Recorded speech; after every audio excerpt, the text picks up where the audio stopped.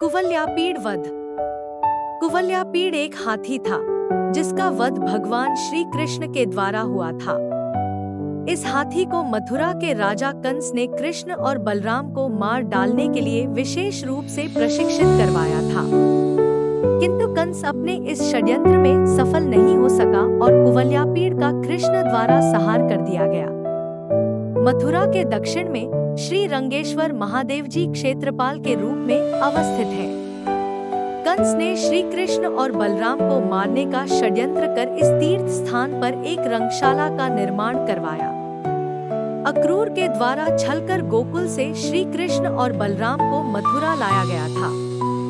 श्री कृष्ण और बलराम नगर भ्रमण के बहाने ग्वालवालों के साथ लोगों से पूछते पूछते इस रंगशाला में प्रविष्ट हुए। रंगशाला बहुत ही सुंदर सजाई गई थी। सुंदर सुंदर तोरणद्वार पुष्पों से सुसज्जित थे। सामने भगवान शिव का विशाल धनुष रखा गया था। मुख्य प्रवेश द्वार पर मतवाला कुवलयापीड़ हाथी झूमते हुए बस संकेत पाने की प्रतीक्षा कर रहा था। कुवलयापीड़ को दोनों भाइयों को मारने के लिए भलीभांति प्रशिक्षित किया गया था। रंगेश्वर महादेव की छटा भी निराली थी। उन्हें विभिन्न प्रकार से सुसज्जित किया गया था। रंगशाला के अखाड़े में चाणूर, मुष्टिक, शल, तोशल आदि बड़े बड़े भयंकर पहलवान दंगल के लिए प्रस्तुत थे। कंस अपने बड़े बड़े नागरिकों तथा मित्रों के साथ उच्च मंच पर विराजमान था। रंगशाला में प्रवेश करते ही श्री कृष्ण ने अनायास ही धनुष को अपने बाएं हाथ से उठा लिया। पलक झपकते ही सबके सामने उसकी डोरी चढ़ा दी तथा डोरी को ऐसे खींचा कि वह धनुष भयंकर शब्द करते हुए टूट गया। धनुष की रक्षा करने वाले सारे सैनिकों को दोनों भाइयों ने ही मार गिराया। कुवलयापीड़ का वध कर श्री कृष्ण ने उसके दोनों दांतों को उखाड़ लिया और उससे महावत एवं अनेक दुष्टों का संहार किया। श्रीमद्भागवत महापुराण का उल्लेख।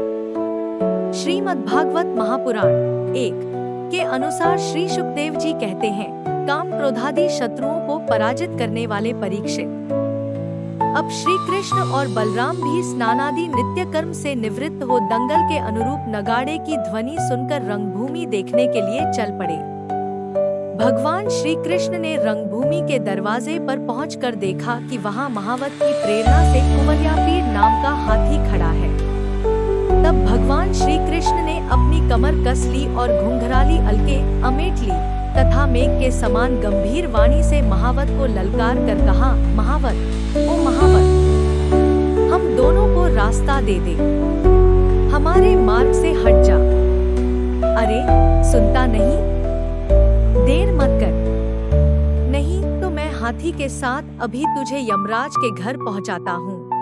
भगवान श्री कृष्ण ने महावत को जब इस प्रकार धमकाया तब वह क्रोध से तिलमिला उठा और उसने काल, मृत्यु तथा यमराज के समान अत्यंत भयंकर कुवलयापीड़ को अंकुश की मार से क्रुद्ध करके श्री कृष्ण की ओर बढ़ाया।